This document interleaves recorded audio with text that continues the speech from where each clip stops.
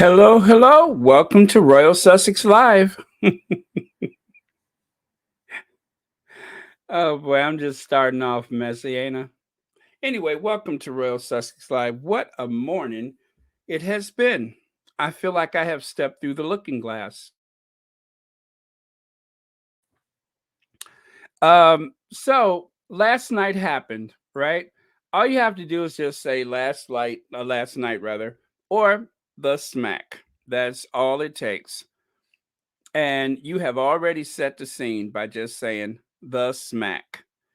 Um, it was surreal, right? Okay, so I watched the Oscars for the first time in years.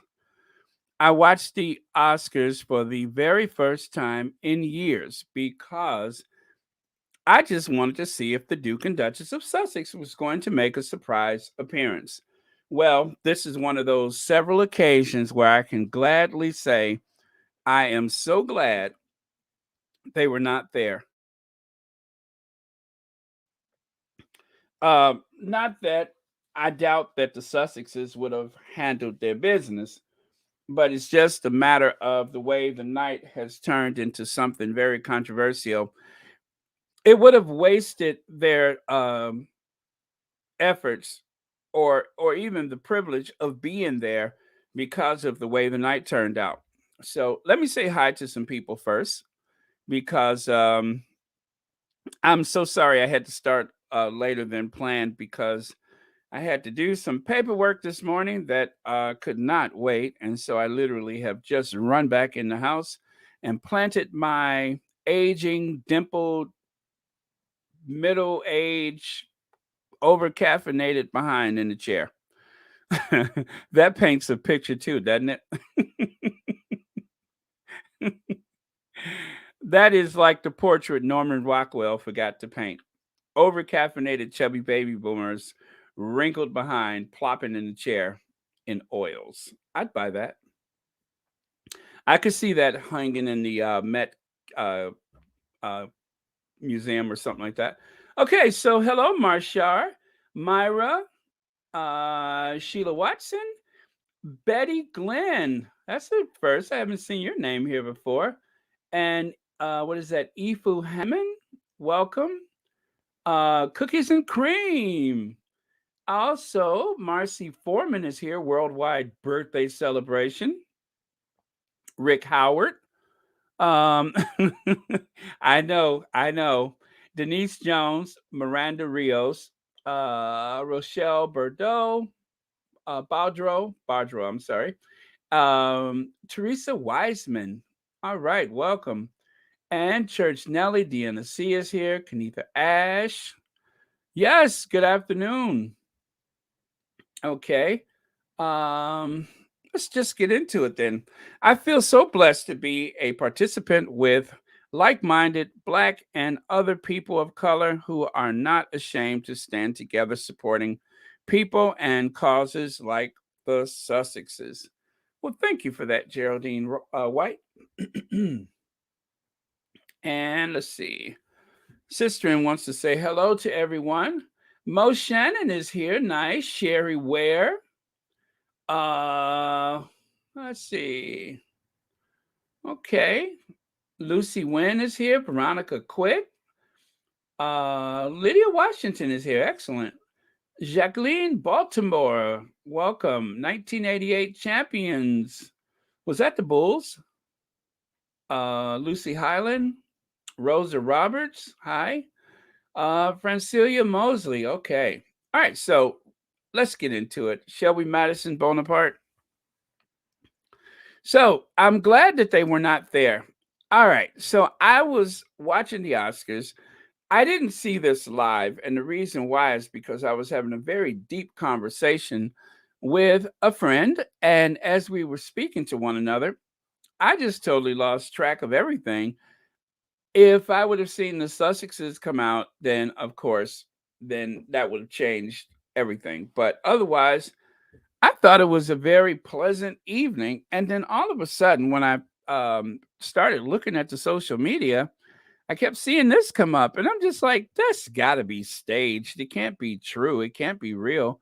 How could something like that happen at the very height of the social season in Hollywood, a pinnacle of success? I mean, there's no greater award that you can have in the United States of America other than the Oscars. The only thing that even comes close is, say, I don't know, the Nobel Peace Prize is up there, right? That's pretty impressive. I mean, as an American, I realize that that's not an American award, but then again, neither is the Oscars, the Academy of Film and Motion Picture, et cetera, et cetera. I mean, that there's a global community that watches that show. So you're probably curious to know what my take on this thing is, right? um, Hello, one and all. Let me say hello, one and all. I only have a half hour to spend today. I did, however, see that slap in real time. I missed it, Sheila Watson. I missed it. So here's my take so far. I don't know how this hurts Will Smith. I don't think that this is the end of his career. If anything, this gives him some major street creds. Of course, I really hate that this happened. But then, too, I hate that Chris Rock has become such a lousy, lousy comedian. He's not that funny anymore. Ever since I think he broke up with his wife or something like that, they got a divorce. And he's bitter. He's not as um he's not a great storyteller anymore. I mean, he comes up with a lot of clever stuff, and I kind of think he does all of his own material, but he has reached a point where his humor is very crude and cheap, and I hate crude, cheap humor, you know? I'm very selective about comedians that I enjoy. And I can only say the last time I saw Chris Rock, he wasn't that funny. Now, is that okay for him to get smacked across his face, as Sheila has so articulately and so artfully put it? Uh, that kind of slap? No, no. But embarrassing. I'm kind of embarrassed by it because although I feel as though there is a time, as you know, that I've said I hate a bully, and there does come a time when you need to bloody somebody's nose in order to get the attention of everybody in the room. When you do that, it's a message to one and all: don't F with me, or F around and find out. Well, somebody effed around and found out yesterday in the most spectacular way. And, right now, the side of my face is red hot and stinging, and I wasn't even there. Oh, I'm sorry. I need to scroll, don't I? Okay. Maddie Rambo says, hello, squatties. Good morning, good afternoon, good night, whenever you are. Okay, wherever you are. I'm sorry. Yeah, whenever. What am I saying? Wherever you are. That's what you meant. I get it. All right. Let's see. Me too, Baron. I'm glad because the UK tabloids would have spin it and say Harry and Meghan's fault. Yeah, it would have been all about the Sussexes if they were not there, et cetera, et cetera. Although this is so big, I it's almost as though I forgot that there is a war and some awful conflict in Ukraine. We almost forgot about the whole Ukraine thing. Remember going into it, the tabloids were like, "Oh, the woke left, the Hollywood elites." They were doing all of those things leading up to the actual Oscars. And by the time the Oscars happened, and by the time the slap happened, um, you know, who even remembers that there was a war, let alone the way that the tabloids were bracing the rest of the civilized world to be outraged by the Hollywood's fixation on the war? Well, fixation or not, I wouldn't have heard it anyway because all I can hear is that whack across the side of the Hollywood face. And that brings me to a point. Because the Motion Picture Academy, because the actors, because Hollywood as an institution, as a geographic place, which, mostly is virtual, But because Hollywood has become the symbol to the right wing of something that should be looked upon with suspicion, something that should obviously be seen as an enemy to the people of America. I mean, the right wing sees Hollywood as the enemy.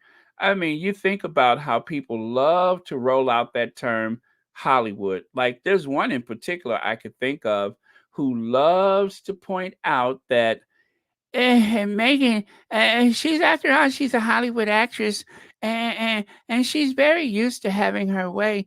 And it's really what Megan wants. So if Megan wants to drag Harry to the Oscars, then he'll go. But it's really up to Megan because after all, she is a Hollywood actress, and she's used to having her way.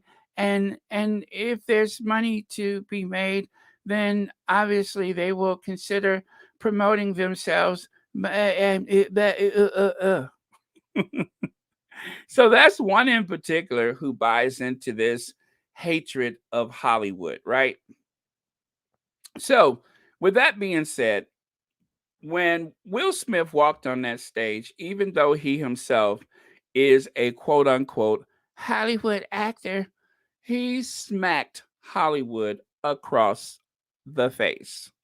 And that is something that shall be cheered by many of people in the right wing uh, tabloid press, on the Fox Newses, even though they will spin it in a situation into a situation where um, I mean, let's face it, the fact that the two men on the stage right there are of African American descent will not be lost to the right wing. The only thing that they'll have to figure out is how do I spin this in some type of way where I can be very critical of Hollywood and make out that these two rich black men are somehow uncivilized and unrefined, and this is just another, there'll be the very deep state right wingers that will use this as fodder for their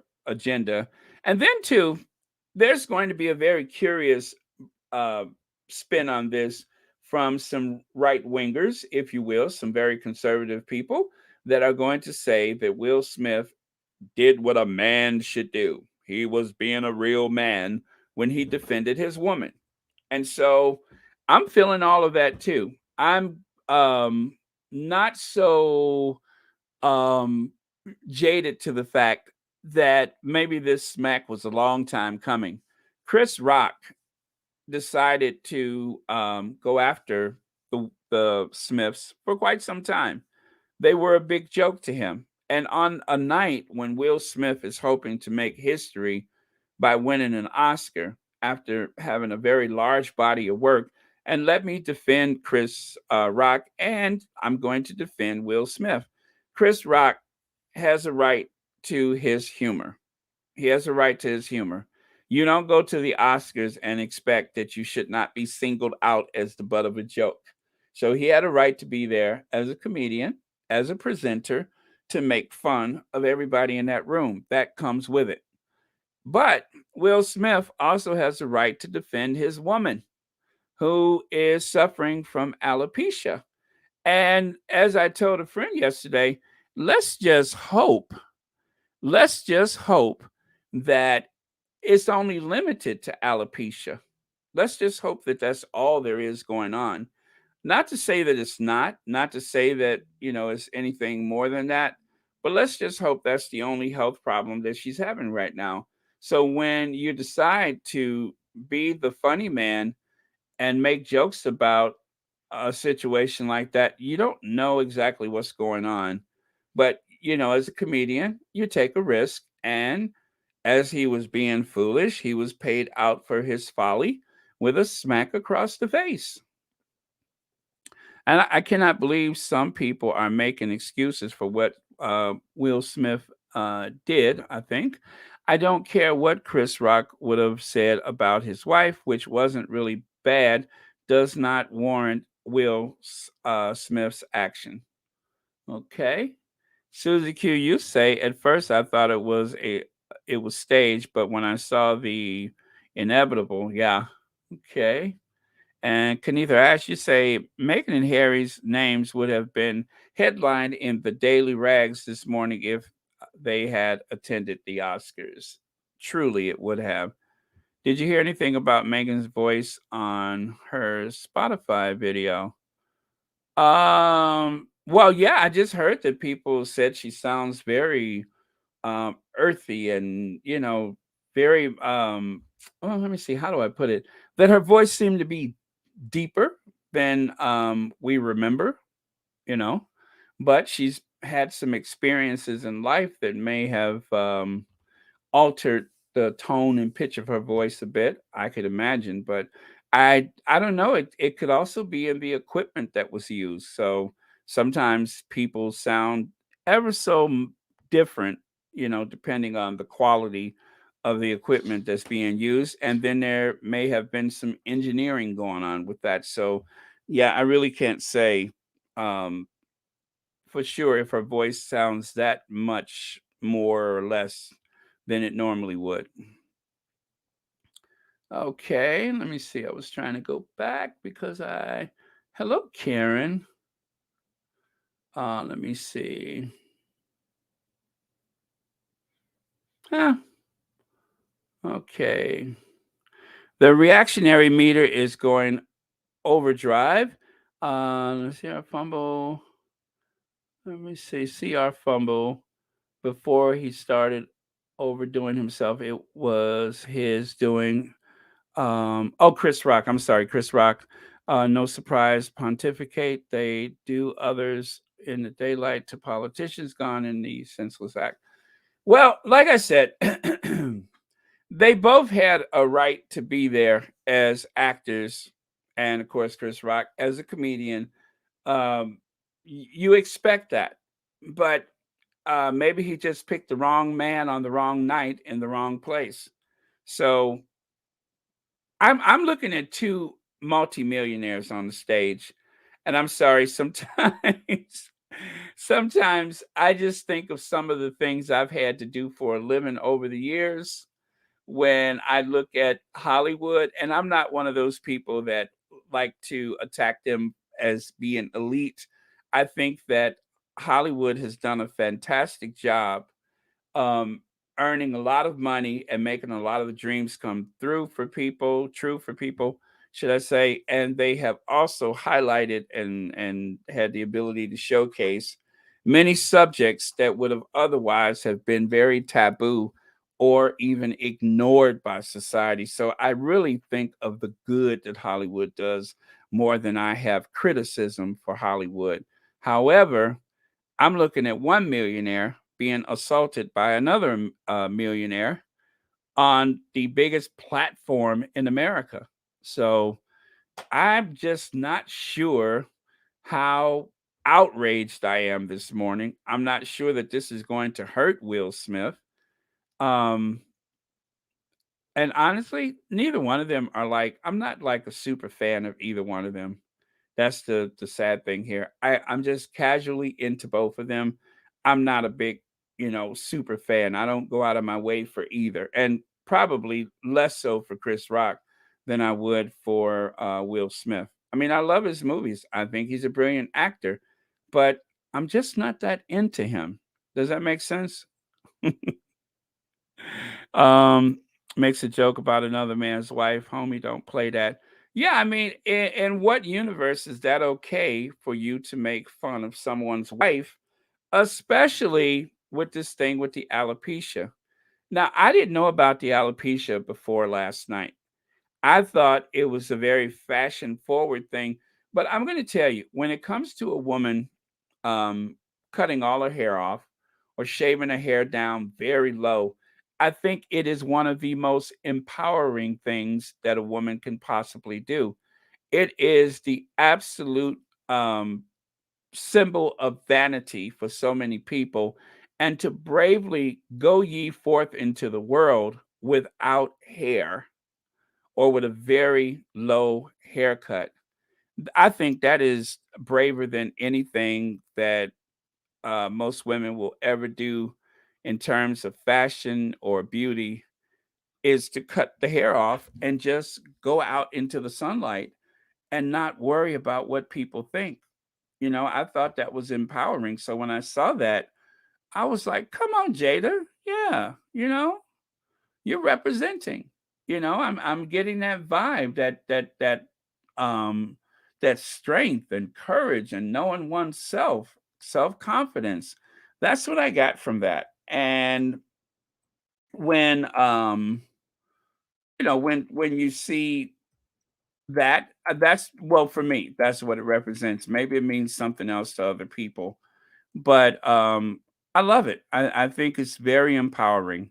When Elizabeth Taylor, when she lost her hair because of brain surgery or a brain tumor, when she lost her hair, she was photographed because she wanted women to be empowered by that. And for a white woman to um to go out in public like that is even more so of a shock to most people, because it's just something that you never see. You don't expect that to happen. And I know women who has the short hair because just because they like the look. And then there's some people who have that hair because of some circumstance in life, such as alopecia or perhaps illness. So, well, not just alopecia is not an illness, but in terms of cancer treatment or something like that, they may have lost their hair. So, um, I thought it was empowering. I didn't really think anything of it. I just thought, oh, okay, come on, girl. That's what I thought of it. I didn't think that she was suffering from alopecia. I didn't know. I honestly didn't know.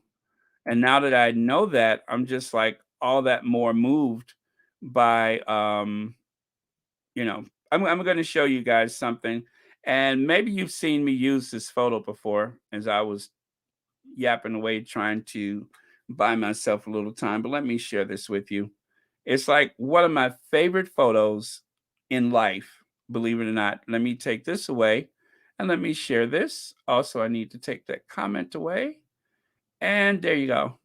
I think she is regal, beautiful, self confident, gorgeous. I love this photo.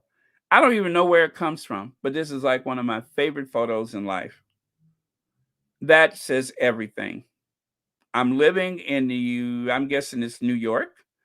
And yes, I am all that. I'm everything that you see in this moment and so much more. So that is like one of my favorite photos. That gives me my life. It's empowering. So when I saw Jada's hair, this anytime now, this is like my go-to. Anytime I see someone's hair that short, I go to this image in my head because I'm thinking, oh, now there's somebody taking back her power. I'm not going to spend a king's ransom to get my hair done so that I can, make this or that statement to the world. This is what I want the world to see. I want the world to know that I'm comfortable in my own skin as the woman you see here today. So that's why I love this photo. So let me go back to your comments and please tell me what you think. Let me see. TS, he didn't laugh, but I think when he saw how hurt Jada was by it, he acted.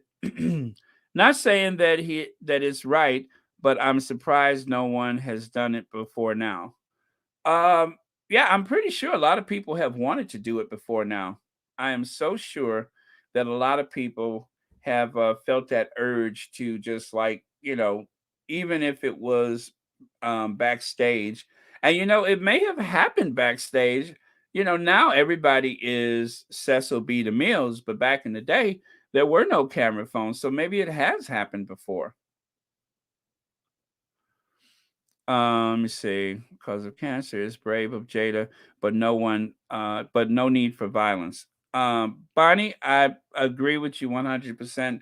The act of violence itself is um especially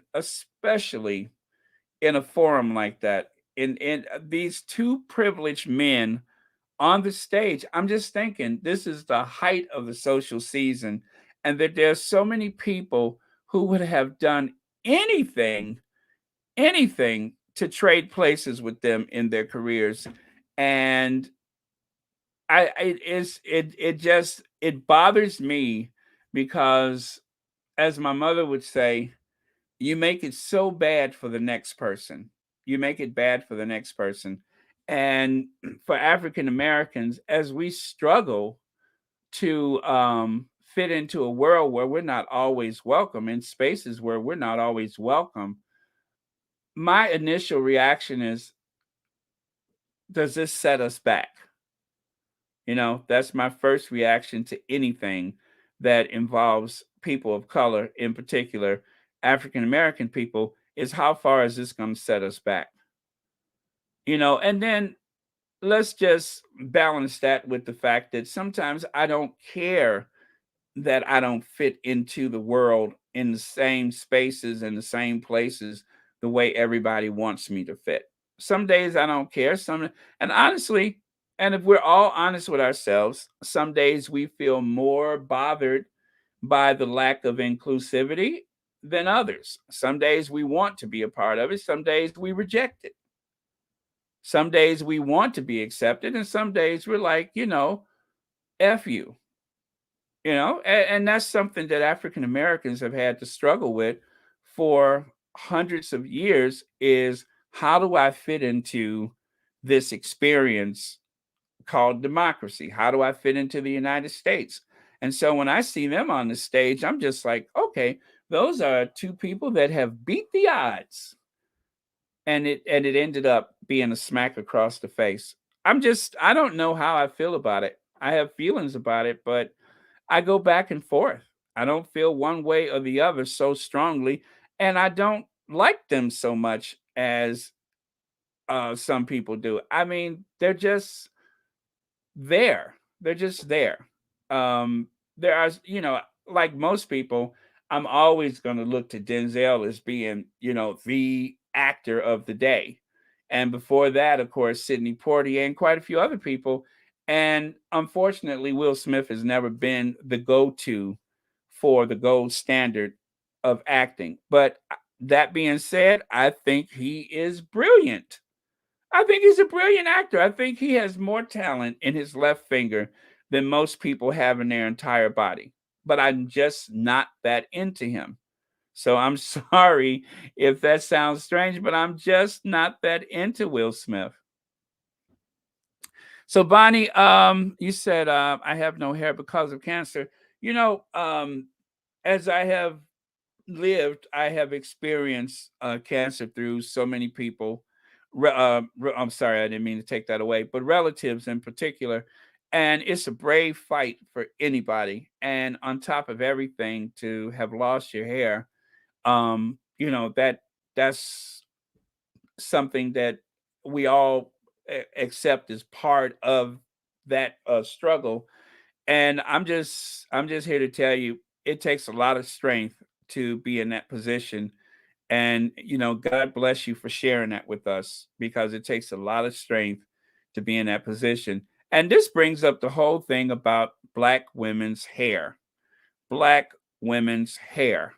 Now, Chris Rock, let's go back a bit with Chris Rock. Chris Rock made a movie about black women's hair. And I was when I saw that, I'm just like, oh no, he's not gonna talk about black women's hair. Um, there are some things in this world, and give me a thumbs up if you've heard this before or if you agree with this. Some things are just black people's business. Some things are just black people's business. Okay? There's Everybody's got their business. If you're from Croatia, y'all got some business. If you are from where? Trinidad, there's Trinidad people's business. if everybody's got their own business, but some things are just black people's business. And so Chris Rock doing this thing about black women's hair, I'm like, oh Lord, why did he do that? Because the fascination with black people's hair has been going on for quite some time. And so when a white person gets overly fascinated with our hair and want to touch our hair, it doesn't go too well. So when I say that I'm not so into um, Will Smith, I'm even less so enamored with a Chris Rock. Now, I think Chris Rock is talented. I thought he was funny most days, and I like him as a person. I mean, he was so well rounded at one point. Now he's just pretty stale and obsolete as a comedian. So, um, I think that at one time in New Orleans and maybe some other places, that black women were required to cover their hair. It was considered unsightly. There's so much that goes into a black woman's hair. So when I see something like this, um, because he said something about a woman's hair, in particular, a black woman's hair, the lack thereof hair, I'm not sorry for him. I'm not sorry. I'm just not. I don't like violence.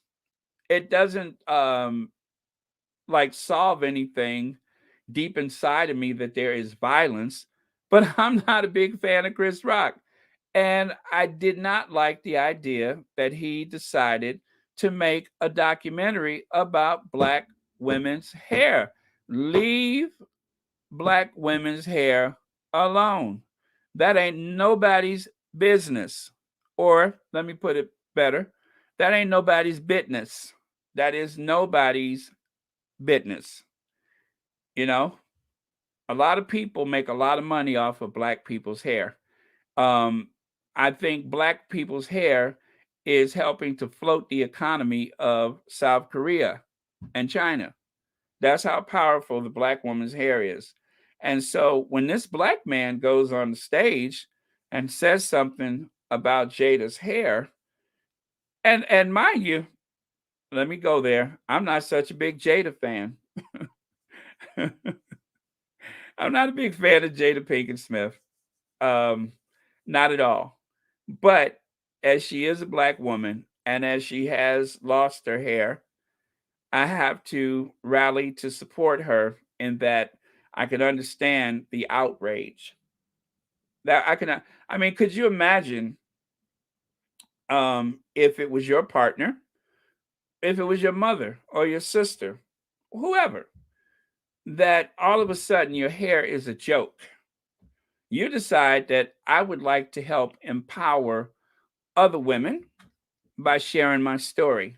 I'm going to help empower other women, only to find out that I would go to the Oscars and someone would try to make me the butt of the joke.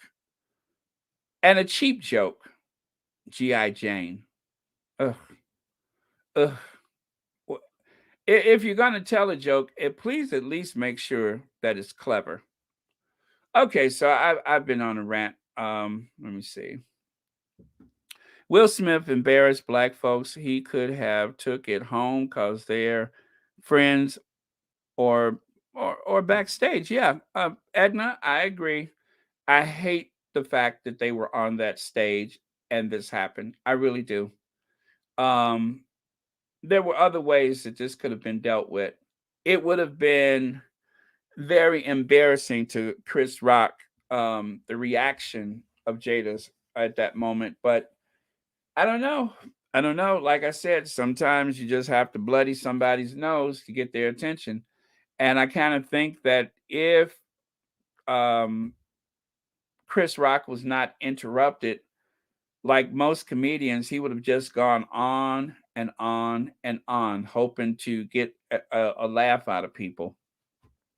It doesn't matter who the comedian is. What Will Smith did and how the Academy handled it or didn't handle it was totally reprehensible. What an example to show our children. Yes, though the joke sucked. Quinn, I agree. I agree. I do. I agree. The joke was bad and the smack was even worse. It was very, very short-sighted. Yeah. I wish I could say I felt one way or the other, but I'm not ready yet. But what I do believe is that this is not going to hurt either one of them. Chris Rock finally has something funny to talk about. Believe that he declined to press charges. And also, it is said that behind the scenes, the two have resolved the issue. I mean, I really did. Last night when I went to bed, I kind of thought that this would be a thing, but I had no idea that it was going to get as big as it has in just a few hours. Yeah, yeah, Connie, absolutely, absolutely. I don't feel so strongly about it one way. Oh, I'm sorry, Connie Balmer. You know I have to say it like that, but I don't feel so strongly about it one way or the other. I'm just looking at a couple of millionaires up there. That's my concern. Really starts with the fact that as African Americans, I don't want to see us depicted in a situation like this. Least of all at the Oscars, and then of course, again with African Americans, is this the only way we could have settled this? I mean, I wish I could go back and just say, okay, Chris, whatever you do, don't tell that joke, but that's not possible. I wish I could go back and I could say to Will Smith, please don't get out your seat. It's just a joke. But you cannot unring this bell. It is impossible. Has anybody seen the video that I made on Twitter? I don't think I can share it here because I'm having such an issue with copyright right now. But I'm having a big issue with the copyright. Every time I turn around, there's something about copyright. Okay, so there was a lot of funny memes yesterday and comments on Twitter, as you know, and all over social media, Facebook, like the pursuit of slappiness. Let us not overlook the fact that there's going to be a lot of funny memes that come out of this. And Nicole Kidman's reaction to Will Smith slapping Chris Rock is literally me reacting to everything. I can't see it for my watermark, but that has ever happened. I think that has ever happened. But yeah, that look on her face was epic. I love it. Okay. Sunny was on point today on The View. She put Will and Jada Smith in their places. Ginger, okay, let me give you some honesty about that. I have had some issues with the Smiths for a while. I don't like the whole, I guess they have an open marriage or something like that. I don't want to hear all that personal stuff about people. I don't want to hear that. I don't care. Do you guys know that I never watch Idol? I never watch American Idol. I love to hear people sing. I love to see talented people, but I don't want the backstory. I want to be entertained to escape. I don't want to know that you have an open marriage. I don't want to know. I don't want to know. I don't want to know. I mean, I'm not opposed to talking about issues, but for you know what's sake, please stop telling me that all of these things. This is why I want to sing. I want to be able to buy my mother a house, and I don't care. Just sing the song. Just sing the song, and then of course the judge reaction.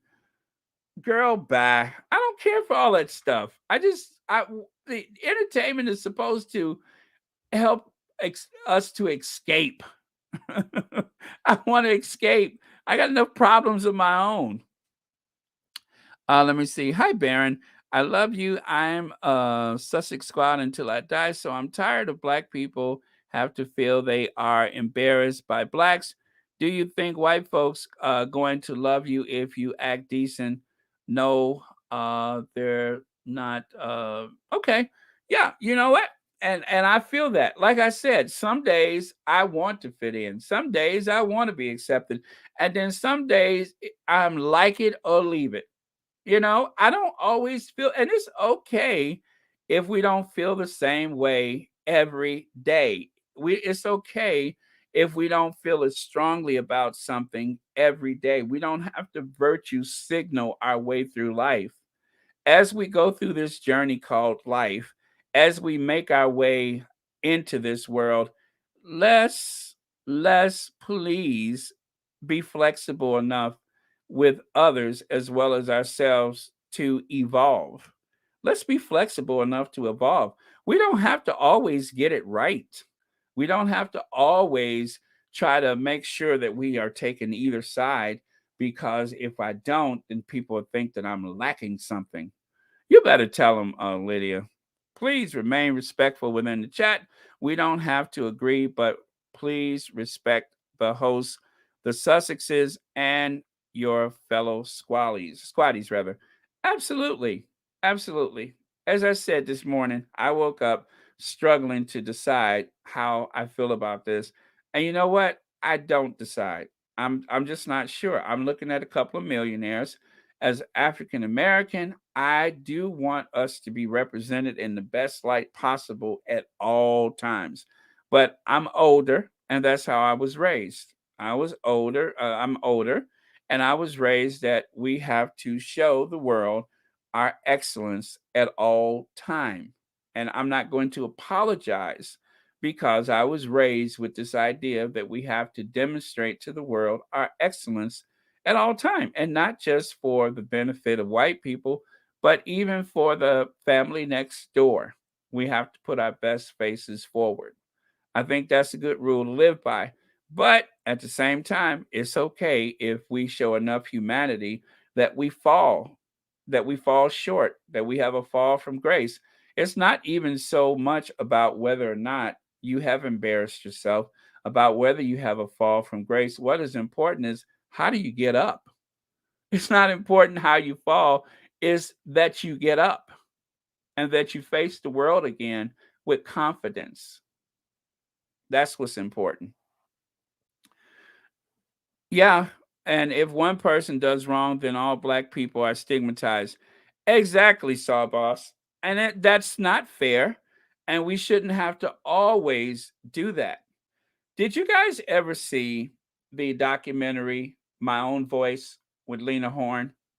Somebody who wasn't black enough to be black, someone who wasn't white enough to be white, somebody who found herself in a very niche position in Hollywood and even in the music industry.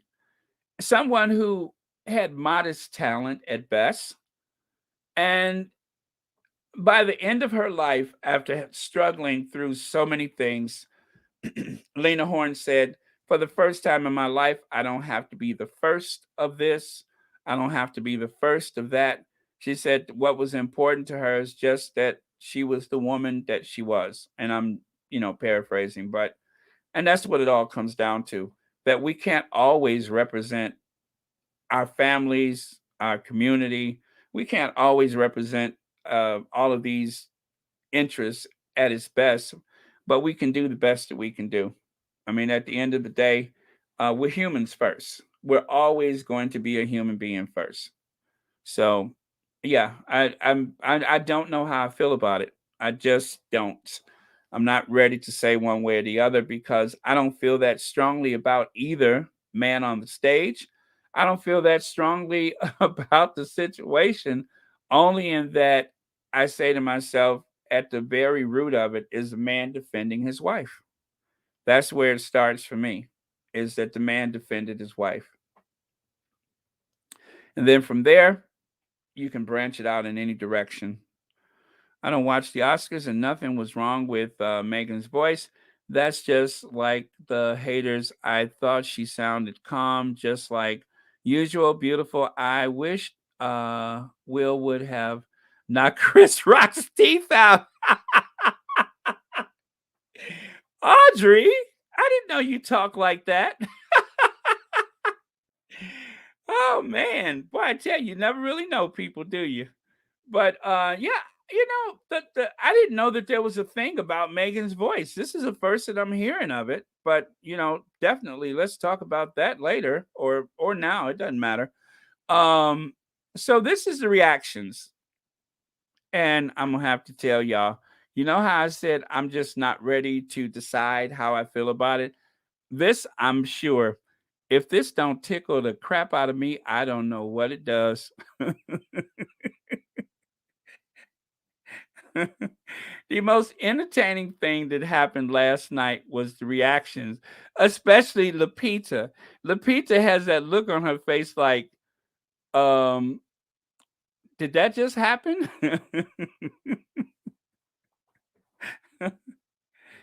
Should I change seats? Do y'all need to be alone right now? Are you just smacking Chris Rocks tonight, or are you going to smack other black people? What's going on? I mean, her eyes say so many things to me.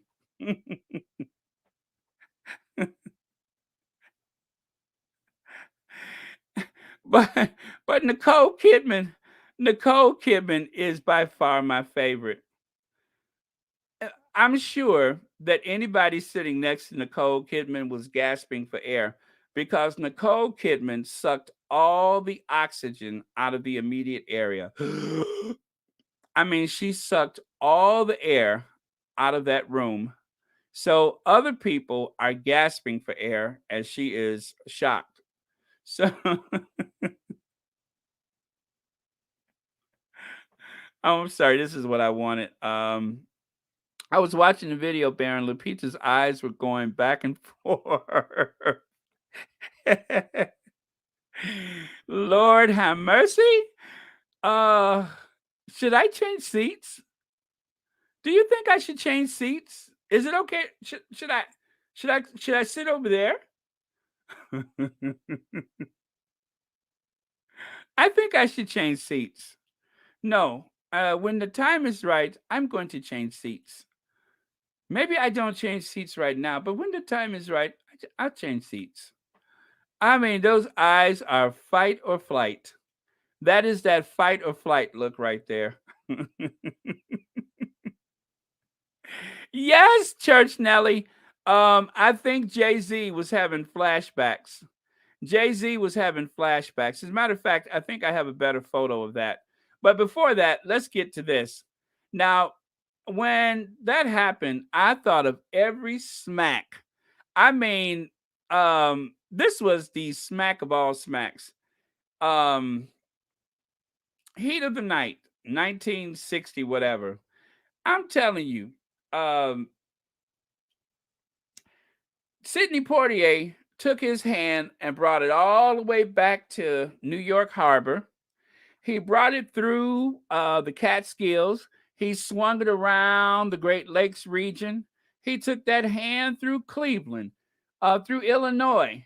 He brought it around St. Louis and brought it all the way around and smacked the you know what out of him. Don't you ever put your hands on me. And look at the little butler in the back there. Look at his face.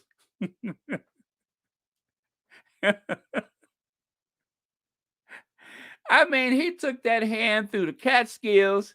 He took that hand through Toronto. That hand went all across these United States, the whole lower 48.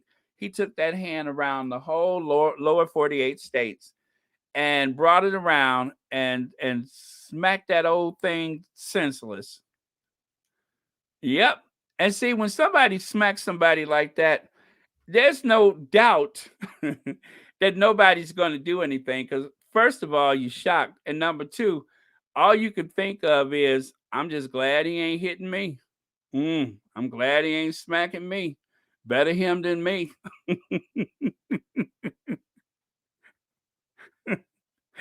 Maybe I should change seats. Do you think I should change? Nah, maybe. Should I change seats? Maybe I should move. I think I changed seats now. Maybe I should change. No, no, no. I better stay here. I better stay here. I wait till things calm down, then I change seats. Should I change seats? I mean, I'm sure, along with the rapid eye movement, in her mind, she was trying to decide if is this the really a good seat. So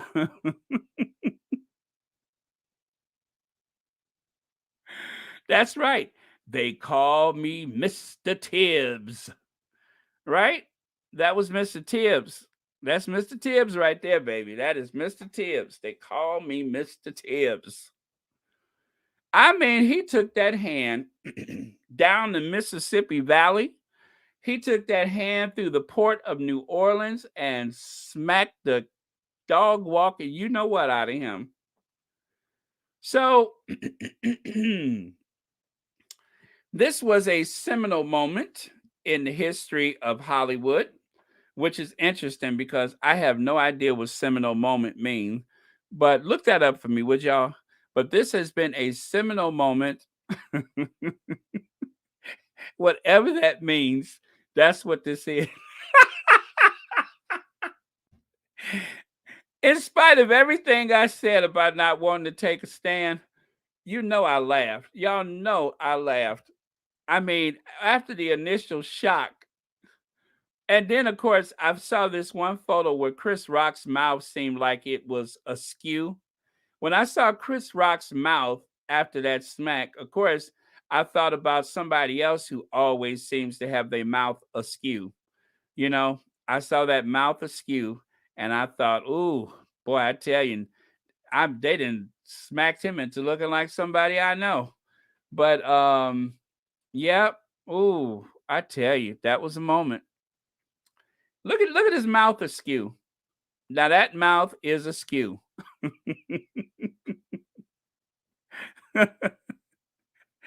And all night he had to feel those 5 digits on the side of his face. Cause don't nothing burn like a slap in the face. All night he could feel that burn on the side of his face. It was just a joke. It was just a joke. It was a G.I. Jane joke. It was just a joke. That's all it was. It was just a joke.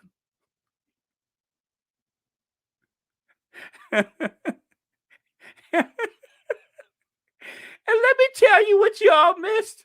When Will Smith was walking on the stage, Chris Rock Chris Rock said, "Oh, here come James Williams. Here come King William. Uh-oh, here come King here come King James." He, he, he said, "Here come King James." And King James walked up there and smacked him silly. So, as I am outraged as everyone else, I'm telling you, this was my best day since Christmas. Uh-oh, here Chris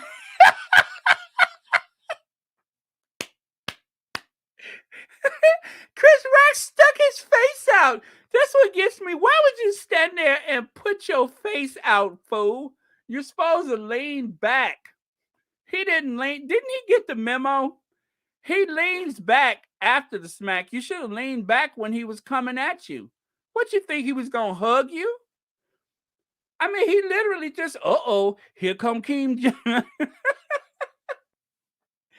uh-uh, dummy.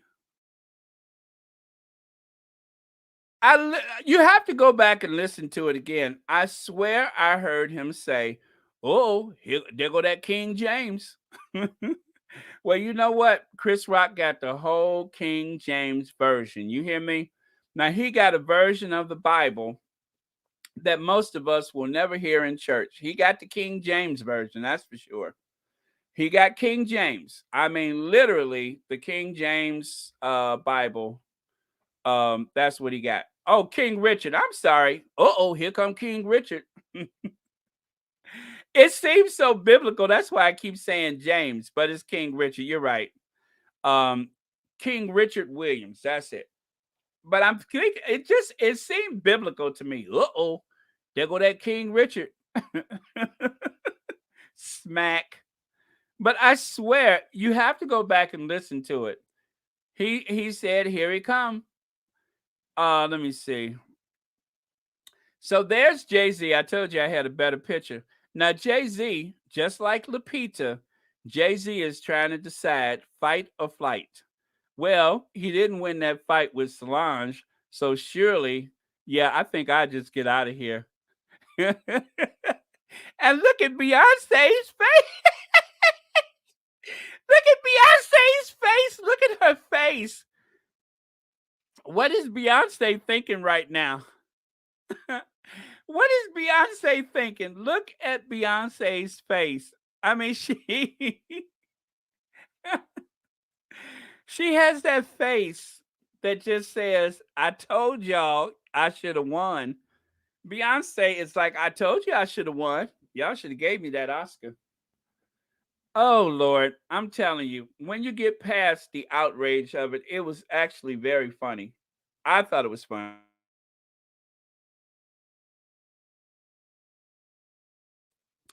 And you know, Chris Rock kind of talks through his teeth. You notice that Chris Rock always seemed to talk through his teeth. He always seems to talk through his teeth. Have you ever noticed that Chris Rock seems to talk through his teeth? Sometimes he just seems like he's talking through his teeth. Well, I bet you he's talking through his teeth right now. If he wasn't talking through his teeth before, then I bet you he's talking through his teeth right now. This is going to this is so much material for so many people. And of course, this is how it ended up last night. This very rustic image in something that seems like a minimalistic yet shabby chic like apartment or house. That is the Pinkett Smith family right there, rejoicing in the Oscar win. Yep. Unfortunately, yesterday's events just totally took so much away from the two women that were there to celebrate their father's triumph as the coach of the two most powerful tennis players ever. That is what was lost last night, is that these two trusted Will Smith to tell their father's story, to tell their story, and it degraded into something that has become full of memes, right? But look at them backstage. Look at them backstage. Look at them backstage. Maybe they're not a Chris Rock fan either. So on the one hand, I felt like they were robbed. And on the other hand, that was their reaction. So, I heard that before, Marshar. I heard that before. Although it's no excuse, but I think Chris Rock has a little Asperger's syndrome. He had it. I think he's cured. I shouldn't make fun, but I kind of think if there was a cure, he's cured now.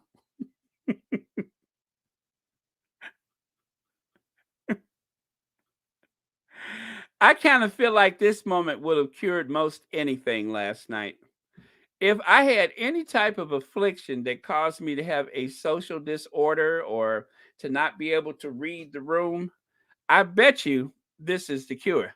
It was just a G.I. Jane joke. That's all it was. It was just a G.I. Jane joke. I hear you. It was just a G.I. Jane joke. That's all it was. It was just a G.I. Jane joke. It ain't that funny, Chris. Oh man.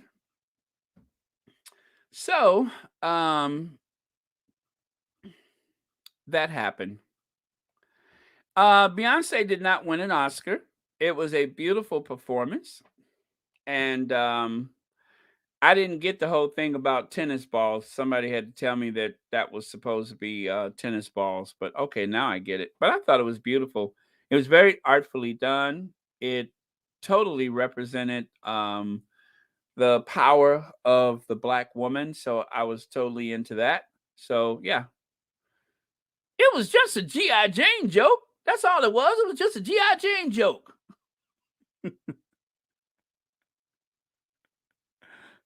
Wow.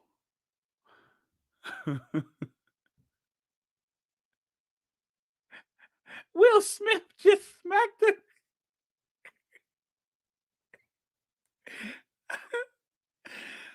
Will Smith just smacked the Oh Lord. Uh.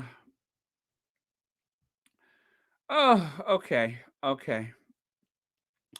Well, thank you for sharing that. And Chris Rock is a comedian, and that is the what he's chosen for him life for his life. And that led up to that moment last night. And yeah, so okay. Let's continue, shall we? Right. Oh no, I need to take this away. So that was the okay. It was just a G.I. Jane joke. In the past, there were other controversial moments at the Oscars. You might remember this one if you're old enough to remember. Back in 1973, speech is one of the most misunderstood moments in Hollywood history. Her name was Sacheen Little Feather, and Marlon Brando fought John Wayne for the soul of the Oscars. Now, it was said that John Wayne was so outraged by this act of defiance that John Wayne had to be held back from, I think he wanted to do something to Little Feather. But whatever the case was, it changed the Oscars forever. I believe this was the night the Oscars truly became political. And so, again, I say it when Will Smith walked up on that stage and struck um, Chris Rock across the face, a lot of people will look at that as a celebration of the comeuppance of Hollywood. A lot of people may feel like Hollywood had this coming for a long time. So I don't agree with that, but that's just one of the spins that one of the possible spins that I see in the future is that this will be a. Did y'all ever look up seminal moment? Because I swear that was like a powerful big word I used, and nobody's helping me. It was a seminal moment. Does that mean certain moment? What does that mean? Never mind if y'all don't feel like helping.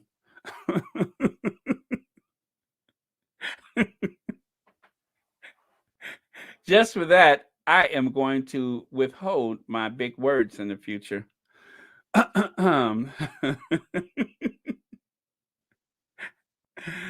Oh boy.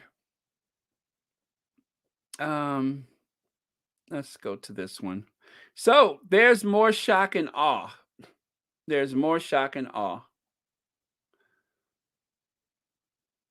You can see what is that? Katie McGrath. Jason Bateman is having a good time with it. Um, oh, thank you, Lydia. What is a seminal moment definition? A potentially capable of development. Let me see. Highly original, influential, and important, and rudimentally or unformed. Okay, so I think I was grammatically correct by using that. Thank you, Lydia. That was indeed a seminal moment for me. Yeah, I'm having too much fun with this. This is a very important moment in the history of Hollywood. So last night, a man was smacked in the mouth.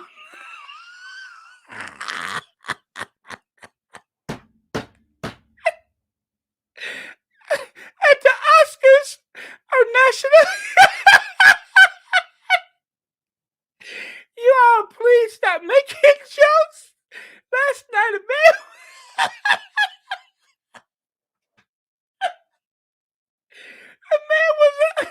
a man was assaulted on stage in front of America, and you all are making jokes about it. It's not.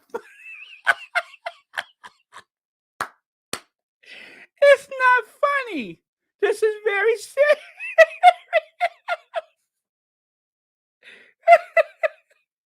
Did you see the look on his face? Did you see the look on his face? Wait, wait, wait. Oh, there it is. I missed it. Look at it. Look at his face. Look at his face. Lord. Oh, oh, Lord. I was trying to keep it together, y'all. But last night, a man was smacked about the face and lips and nose, and all y'all could do is make jokes. This is very serious. And I don't think it's right of y'all to sit here and make fun of him.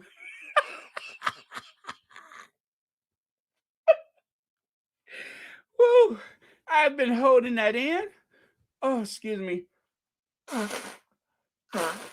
Oh, oh Lord. Now, last night, let's get serious. Last night, a man was smacked about the face and mouth and lips and ear and nose, and you all are sitting. And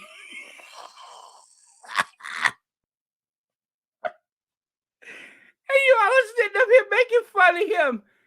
Stop it.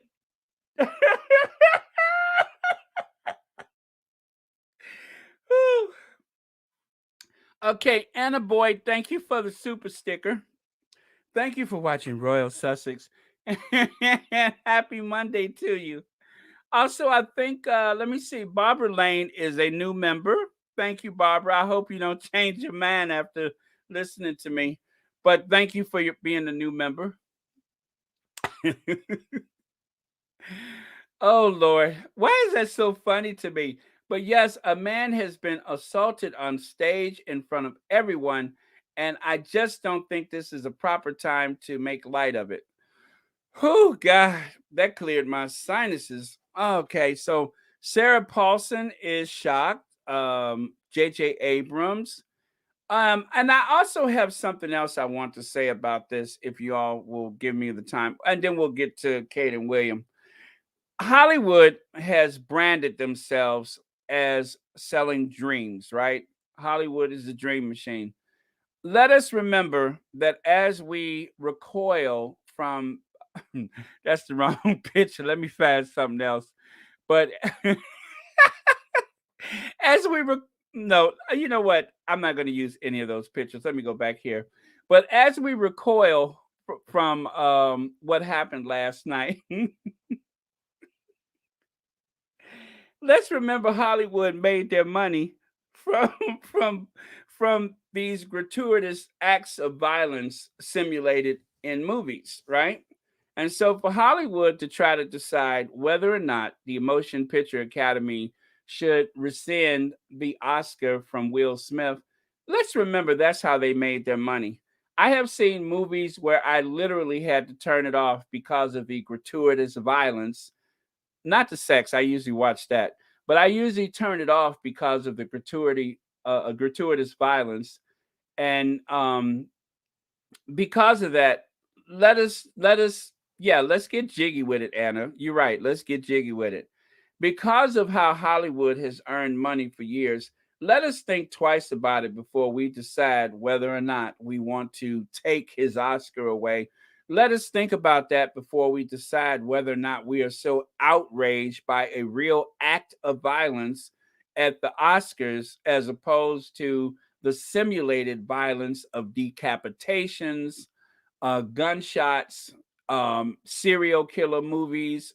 There's so much violence on television, violence in the movies, and violence now on the streaming services. Are we really so outraged because one millionaire smacked the piss out of another one on national television? So think about that before we get too outraged, because Hollywood Hollywood has made money from violence. That is what sells, is violence. Sex sells and violence sells. And you can find plenty of it in a Chris Rock movie or a Denzel Washington movie or even Will Smith movie. And of course, let's go to all of the big box office people movies. There's violence all over the place. So let us not be so outraged, okay? Let's hold our outrage for now and let's focus on the fact that this was, the Oscars, and it was unfortunate, and it was one of the best laughs I had in about 2 weeks. Thank you, Yvonne Clark. What did the five fingers say to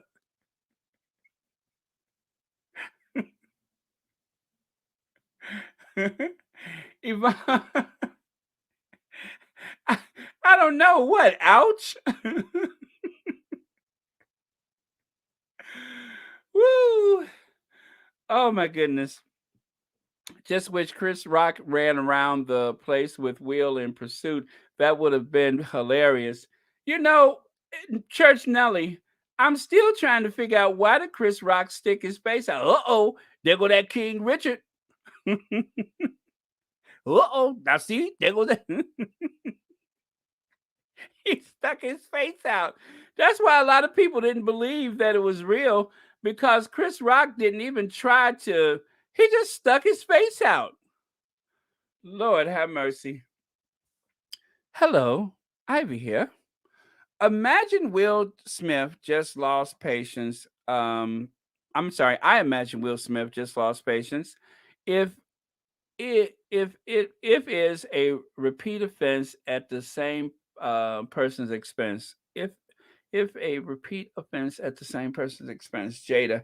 Yeah, Jada has been the butt of jokes for a while now, and Chris Rock has that's, I think the Smiths are one of his favorite targets.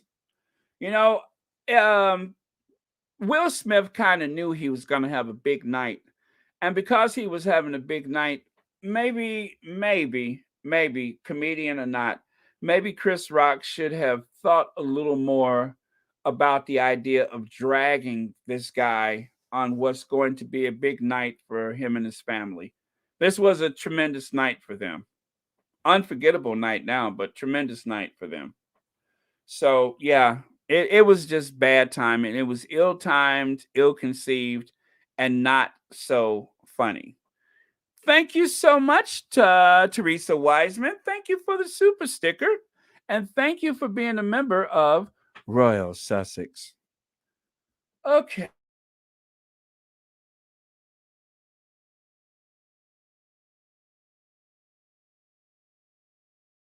You guys, thank you for allowing me to get this out of my system, because I I I I was trying to decide how I felt about it, and you guys, whether or not you know it, you help me figure out something. I don't need to decide right now. I may not ever need to decide. It happened, and as I said, for all the reasons I felt strongly about it, one way or the other, I'll probably continue to feel that way.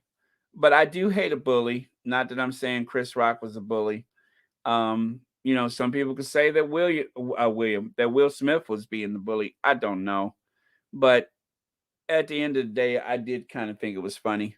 Excuse me.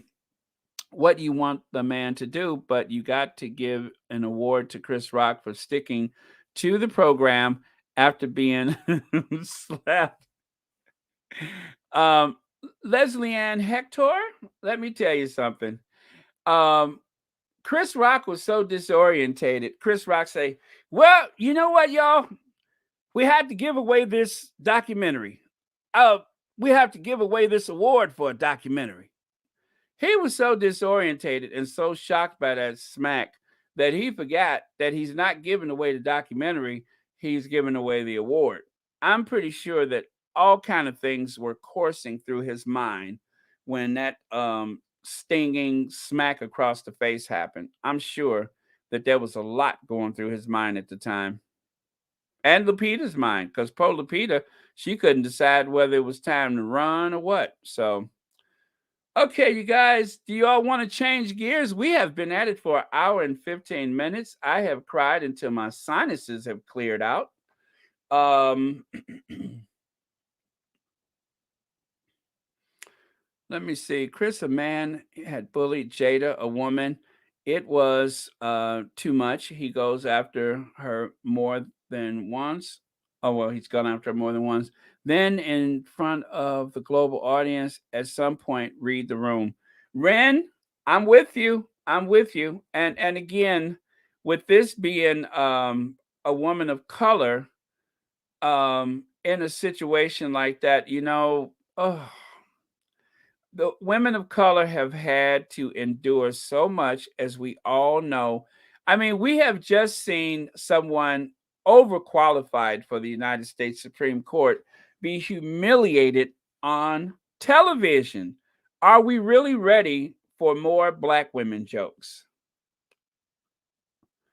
At first, I thought Will was going to hug him, but then waka waka. Waka waka. I love it. Yeah.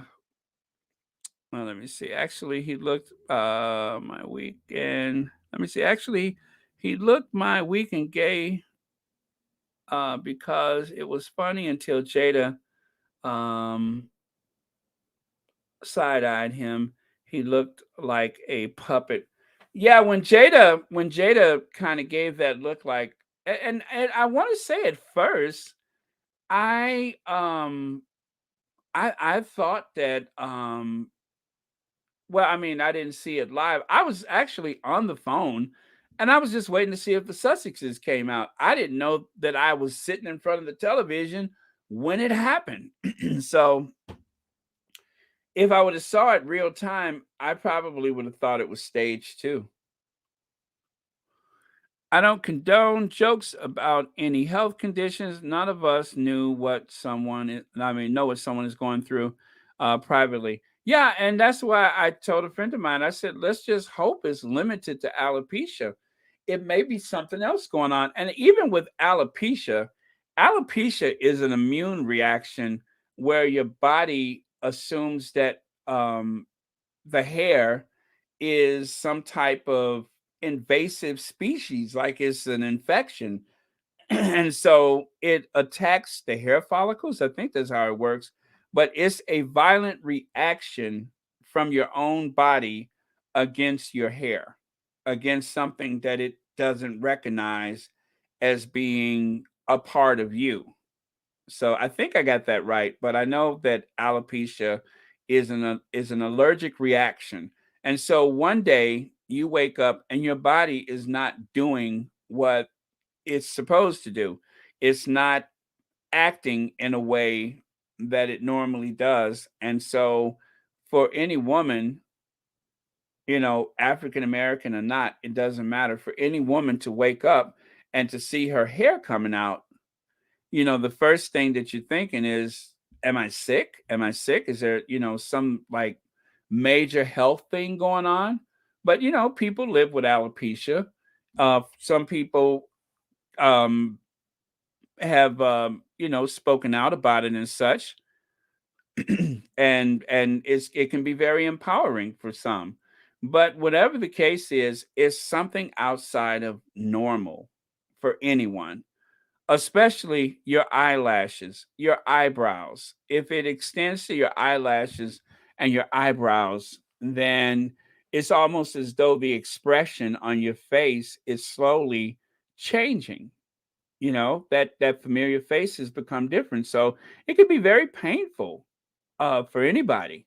When I was in high school, some kid in high school had the biggest, most beautiful, bouncy hair that you ever seen. These beautiful locks and curls of hair. And then one day, all of a sudden, his hair started coming out more and more. And people joked about it, and if this was an African American man, it would have been just as shocking as anybody else. But, there's times when I just take the clippers and I just cut all my hair off because I don't feel like bothering with it. But I have that choice. It's a choice for me. But for some people to lose their hair like that can be just the most devastating thing. And I would say probably for some men as equal to women with the loss of hair. So Kathy G says women know. Never let them see you cry in public. Your husband family gets to see that hurt and pain. Wise observation. Thank you for that. Don't know, Baron. I have come to the point. Sorry to say, I don't care. Kind of harsh. Just don't care what they think of me if I have to fit in to get in. Well, Barbara Lane, thank you for that. As I said, some days I feel more militant of my blackness than other days. Some days I feel more militant about everything than I do other days. So, and sometimes people just catch us on a bad day. Um, kind of like here, that was a bad day for several reasons, including the fact that his wife is suffering from alopecia. That's a bad day. So, bad day for G.I. Jane jokes. I saw Jada's face, and my first thought was the look my friend had when he, a white man, reacted to the fact that he would have to shave his hair because of cancer. It's traumatic to experience. Yeah, it is very, very traumatic because aside from the idea that you're fighting for your life, if you're suffering from cancer and you're fighting for your life, and then you have that obvious sign of having to just take the rest of your hair away, it's just adding so much more stress to an already painful situation. Will does not need to lose his Oscar. Woody Allen. Oh, come on, Ivy. Excuse me. Woody Allen did not collect his because of being involved with underage adopted daughter, who he later married. Nobody said he should give his Oscar back. Yeah, absolutely. I forgot all about Woody. That sounds weird to call him Woody, doesn't it? But see how my man works. But I forgot all about Woody.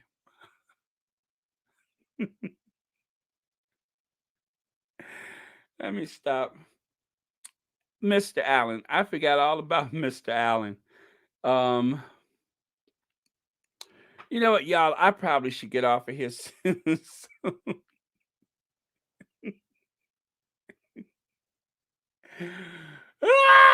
Let me stop. Let me stop. I mean, I just sat up here and I done got myself. When my face get hot, I probably have gone too far. Yeah, Roman Polanski. Thank you. Thank you. Yep, Roman Polanski. I'm trying to highlight it. Let me see. Oh, okay. Yeah, celebrated what director, celebrated movie maker, and definitely has some things that have happened, and Hollywood still seems to support him. Okay. Yeah, I know it's time. I probably should because I'm getting weird. All right. So let's go on to Lord Baltimort.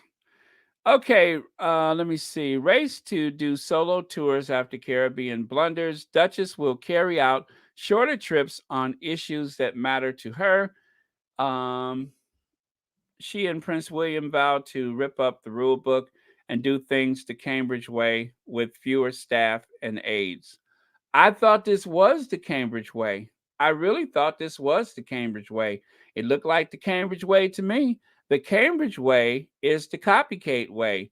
The Cambridge way is to do what's always worked in the past. Keir Starmer, whatever, he was on that ABC thing today, or whatever they call it, see, whatever that radio show is. Now, I looked at the conversation that he had. It wasn't nearly what it appears in these headlines. But that being said, um, the whole thing was a disaster from start to finish. And if you all remember, I said, I said that. Oh, let me take this one right here. I applaud Will Smith for standing up for his wife, a black man finally standing up. Black Pearl, that has not been lost on this conversation. I thank you for that, but that has not been lost on this conversation. That is, like I said, it really started with a man defending his wife. That's where I start, and where it end up, it can go in so many directions, but it starts with that, and hopefully it just ends with that. Maybe that's a good place to end. Is where it began. Thank you. So, speaking of ending where it began, I said a couple weeks ago they should cancel because it seemed like a huge mistake. The timing was bad. Going to the Caribbean and pulling out all those symbols of empire seemed like a huge mistake. I said last week or 2 weeks ago, I said they shouldn't go. Hopefully they're canceled. I was betting on the idea that they would just cancel because surely they can see the folly of a trip like this at a time like this. Things go wrong. Now, it is not the Cambridge's fault. Yeah, exactly. They're going to say it's not the Cambridge's fault. They'll say that it was the staff people. There's a better view of the comparison, the side by side. So they maintained. Oh, notice that the one the Queen has the crown on the front. They maintained that vehicle all these years because the futures would come back and ride in that vehicle. And if you notice too, there's no license plate on the Queen's vehicle. And of course, that's because the Queen doesn't even have a driver's license. The idea that they would issue the Queen a driver's license is totally redundant because, essentially the Queen is a driver's license. The Queen is a passport. The Queen is money. So it would be redundant for her to have a license plate. Okay, so this was on the Twitter. Someone had put these on there, and I just figured I'd share them. William, I'll end royal era of never explain, right? And then, of course, they had to do the take on the Fresh Prince just so that people can kind of capitalize on the smack heard around the world. They decided to use the Fresh Prince. Will plot royal reboot, staff half in shakeup. I'll believe it when I see it. I'll believe it when I see it. Remember, William chose his staff over his brother and his sister in law. Do we really believe that William, who, unless he lies to himself, do you think that William really believes that this is something because of staff, you know, mistakes or anything like that? William wanted this trip. William was hoping to to reenact his grandmother and his grandfather. He thought if we wear the clothes, if we ride in the vehicles, if we dance with the natives like Prince Harry, then we can win over the public. This was supposed to be a very big trip for them, not just another royal tour, but this was supposed to be the reset. So now William is essentially trying to reset the reset. You get that?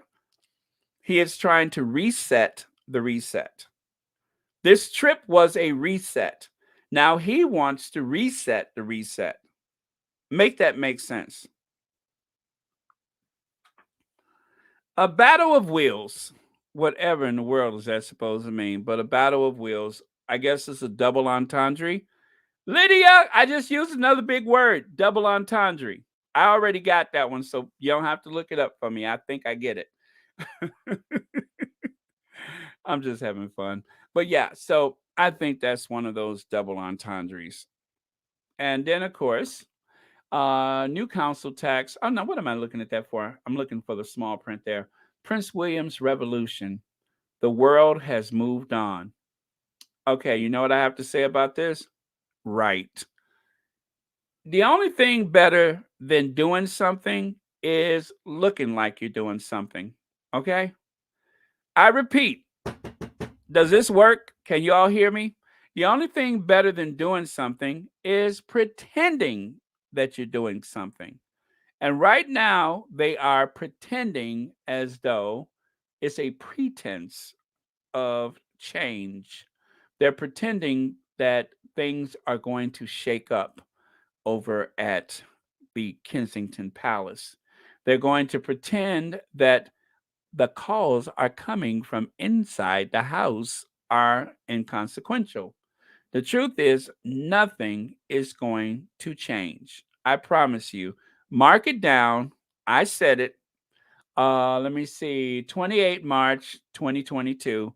Nothing is going to change. It worked in the past. Therefore, it has to work in the future. Nothing is going to change. They are going to pull out the same stops in the same way on a different royal tour. He and Kate have spent the majority of their lives as favorite children.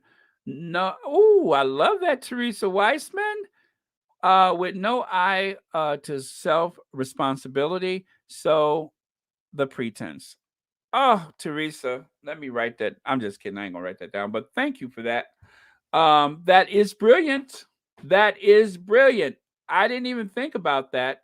But they have spent both their lives as favorite children. Y'all give Teresa a hand. That is brilliant. I love it. They have spent both their lives as favorite children. So that way they have no real barometer when it comes to, ooh, I'm on a roll. Did you hear that, Lydia? Barometer? They have no barometer. I am ready for prime time.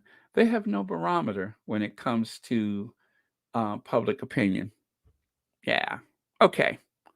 Thank you, Teresa. I value that. I value you. Thank you. All right. Then they will produce 5 bullet points. They are lazy and lack intelligence. Yeah, 5 bullet points is always five, isn't it? Because let us not forget that one of the most critical thinkers of our age, one of the world's great intellects, Dr. Joyce Jazz Hands. Dr. Joyce Jazz Hand came up with those 5 talking points about child development, how a child mind develops. Now, I say that if she really wanted to get into the head of a child and figure out what's going on, she need only roll over in the bed. I'm just kidding, as if they actually sleep together.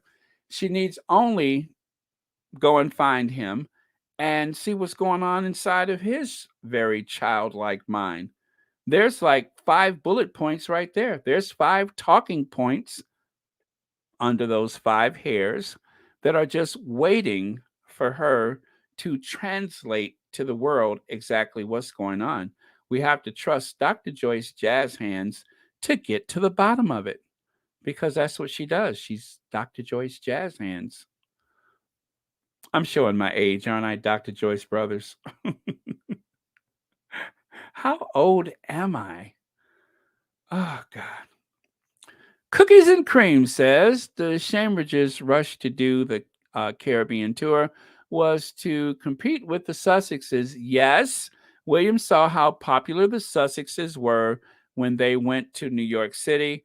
He's worried about the Invictus Games. Yes, and let us not forget that so many of the things that were taking place during this tour look eerily similar to the Sussexes, like dancing with people. How about when William bent down and was holding the hand of that elderly black woman, just like when the Sussexes went to South Africa? Did you all see that photo? William was bent down and he was caressing her hand, and he got down to eye level so that he could look her in the eyes. You know, the cynical side of me says, uh huh, uh huh. But I'm going to be fair. That was beautiful. But it seemed as though so many parts of that tour was play acting the Sussexes. So you had reenactments of the Sussex tour, and then you had reenactments of Her Majesty the Queen and Prince Philip tour. You had those two things going on. So two things can be true at the same time, as they say. Two things can be true at the same time. The reenactment of the Sussexes, and then, of course, the reenactment of the Queen and Philip. Those two things seem to happened at the same time. So, yeah, I'm going to say that it is not just one of those tours, but there were two tours going on at the same time. Let's say three. You had the Cambridges were there, the Sussexes were there, and of course the Queen and Philip was there. There were hints and parts of all of the above mentioned. So yes, yes, and I'm going to throw in one more yes for the fact that the Cambridges were there pretending to be two other couples. Does that make sense, or y'all need me to try to put that out there one more time? I think I explained it. But okay, so I'm looking for a photo right now to show you at least one example of the um the Cambridges pretending to be the Sussexes. If I can, oh, there it is. There it is. I know I've shared this before, but I don't have it handy. So I decided to go and search for it. Huh. Oh, there it is. There it is. I'll share it with you. It's so similar that you almost have to squint your eyes to see the difference. Okay. Ready for it? There it is. There it is. 2019, 2022. The wedge heels, the patterned dress, the smile of glee, a woman of color dancing with them. It looks eerily similar. So, like I said, you don't really have to go far to see what the intentions were. So, you got the Queen's tour, you got the Sussex's tour, and then you have that very lousy Cambridge tour, which was a huge mistake. Okay? All right. So, let me take that away. Let's go here. Let me see. Will holds emergency crisis talks with senior aides.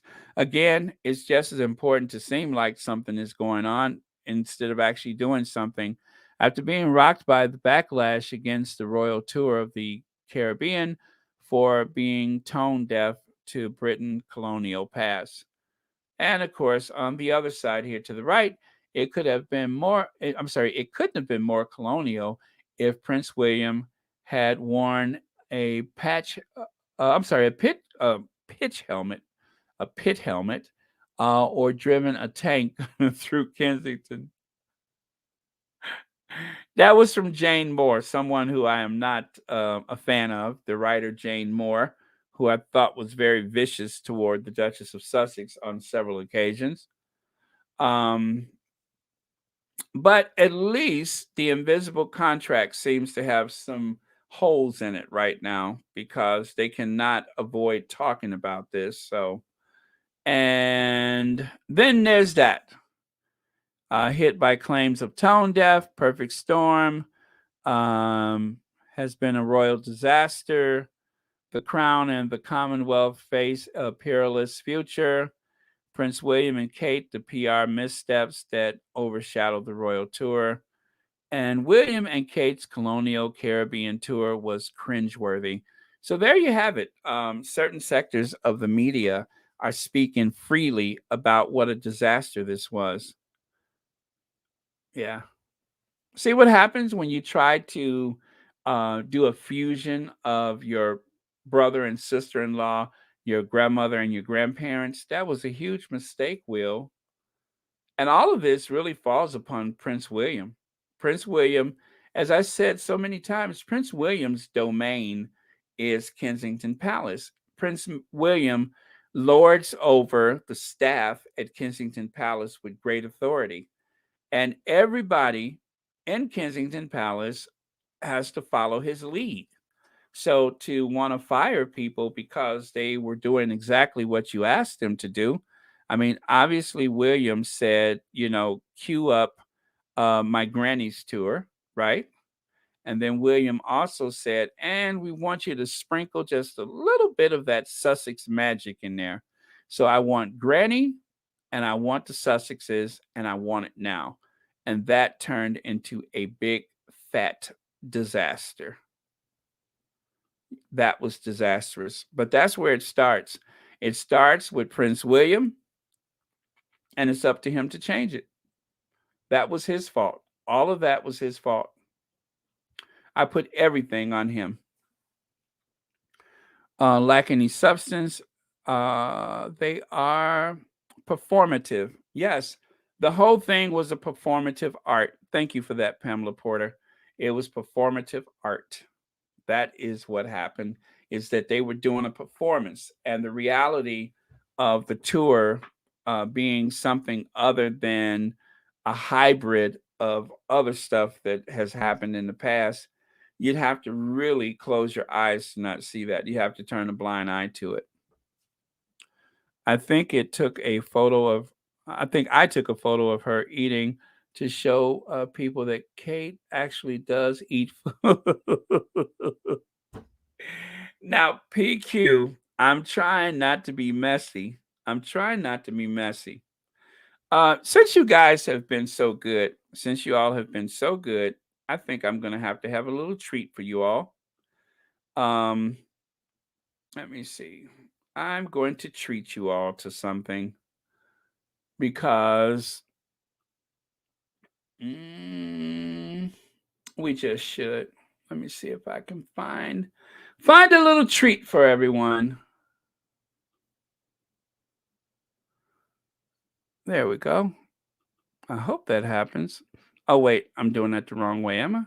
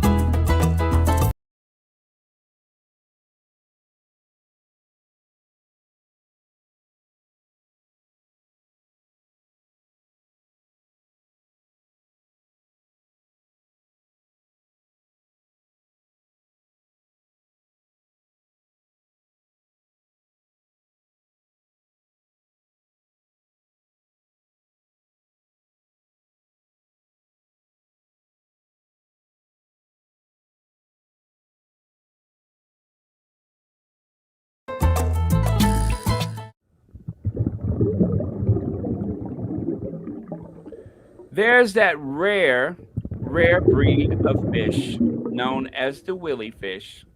Yeah, I saw somebody say scuba diving. I forgot to turn the mic on, but there you are. There is the willy fish. The willy fish has just a few hairs, and the way the willy fish attacks his prey is to go after you with those few hairs. Those few hairs are designed to tickle you so much that you just simply collapse from exhaustion. Those few hairs may not look so powerful, but they will take you out. Ladies and gentlemen, the new breed of fish, the willy fish. Ladies and gentlemen, the willy. Okay. So that was fun. All right. So, you guys, let us give our love. Let me get rid of this weirdo. Let's give our love and deepest, profound appreciation to two very dynamic women who have made the Sussexes a force to be reckoned with, the most influential couple in the world. That is our Queen Doria, the queen of everything, and our Queen of Hearts, Princess Diana, who taught the royal family how to love. It's a lesson that has been forgotten by everyone, but of course, Prince Harry. But she was the first one to shown the world to have shown the world that the royal family can be a force for good, a force for change. Unfortunately, only one of her two sons was listening, the other one is not, but I'm not going to get into that right now. I'll just let him you know, and let's go back to that beautiful, empowered woman that I mentioned earlier. I don't know who she is. I don't know where she comes from. I just know that in that moment, she was the most powerful thing on all of the streets of New York. The most powerful woman in the world was crossing that street that day. Self assured, beautiful, bold, all of those things. So that's why I love that photo so much. Okay. Since it's late here in Shanghai, is that Shanghai? Yeah. Actually, it's 3:13 a.m. I need to get some sleep. Take care and be safe. Got to get up in 4 hours to teach online. Take care. Oh, thank you for being with us. I mean, you're staying up late. Do you know how beautiful that is? That makes me feel good. I mean, I'm sorry you're losing sleep, but it lets me know that you value this platform and value the idea of being here with us. So thank you for that. That is absolutely beautiful. I love that. Let me see.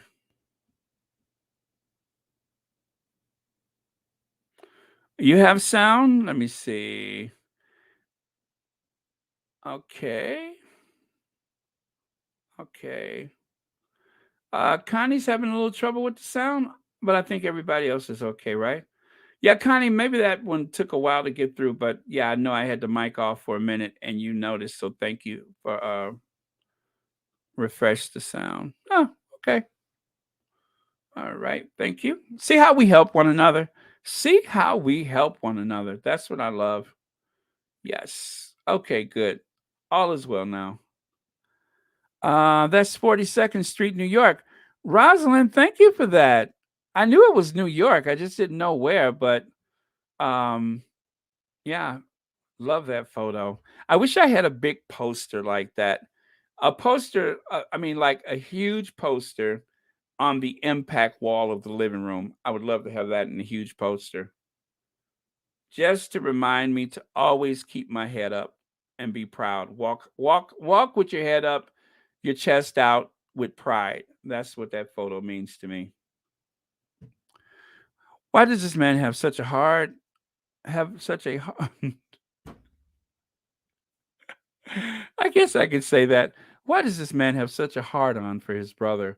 It's pathetic that big brothers can be so awful. I don't know, CP. I do not know. It is weird. I think that if I had to, I mean, after all, let me say this. I am in no way Dr. Joyce Jazz hands, but if I had to decipher what was going on here, um, I would say that because William has had this idea that he is better than his brother, that he's smarter than his brother, that he's more gifted and talented, even though everybody knows that Prince Harry can always run faster, jump higher, argue the best case.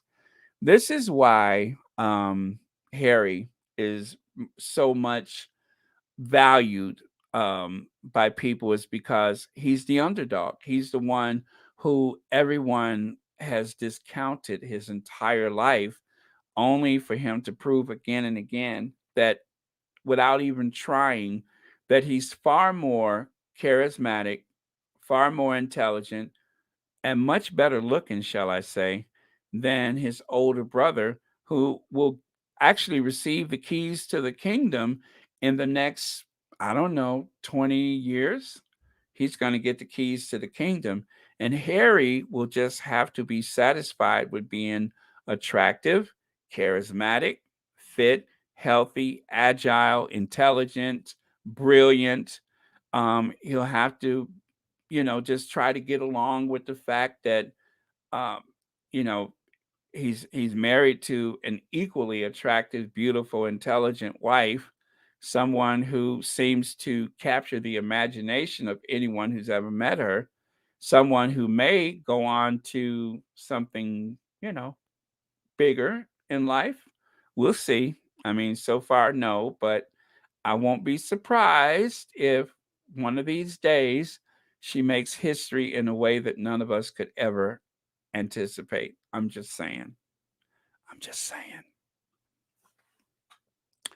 Let me see. Smith won't lose his Oscar, and assault charges would go to court, and Rock would have to testify to years of abusive bullying he has directed at Jada. Will would be guilty, but get less than a slap.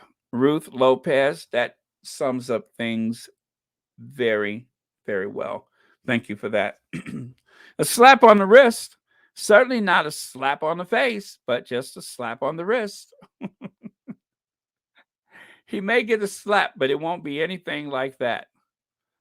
Okay, let me see. You just made me go there. You know that? William, King of England. Harry, King of the world. Yes, Mercedes Todd. Thank you. All right. Thank you. Okay, let's see. Yes. Okay, I will admit Harry is superior in every way to William. William may have the Duchy of Cornwall. He may have many homes that won't cost him a nickel. And of course, William is married to one of the most critical thinkers of our time, Dr. Joyce Jazz Hands.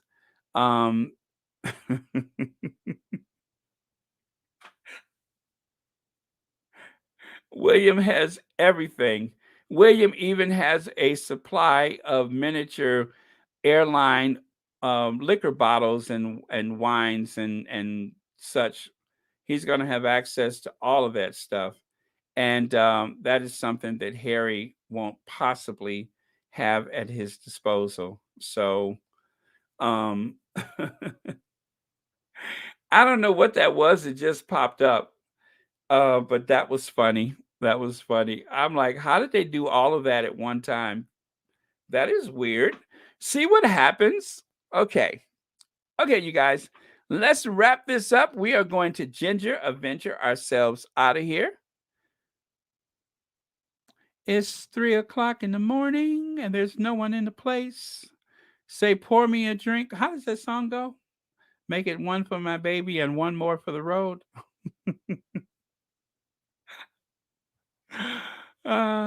It's 3:00 and there's no one in the place. Whatever. Okay. Okay, you guys. Who wants the last word of the day? Last call for alcohol. You don't have to go home, but y'all got to get out of here. Last call. Oh, by the way, you guys, let me get off of here because I think Duchess of Success is coming up. Yeah, let me get off of here. Y'all going over to Duchess of Success. I think she's 2:00 or is it 2:30? Anyway, going over to Duchess of Success, and I am going to Ginger Avenger us out of here. Okay, I love you all. Thank you so much for supporting this channel. You could have been any place in the world, and you all decided to spend your afternoon, morning, or evening with Royal Sussex, and I am so touched by that. Thank you for 13,000 subscribers. You have to say it like Oprah. Okay, bye y'all. Bye y'all. And cue Ginger. Oh, last word. Last word. I can't leave without the last word. Okay, yeah, that's it. Bye y'all. Short, sweet, and to the point. But then again, so was this. So was this. That was short, sweet, and to the punch. A point. That was short and sweet and to the point, not the punch. The point. It was a slap. Short, sweet, and to the point. A punch, a slap. Point. Okay, bye, y'all.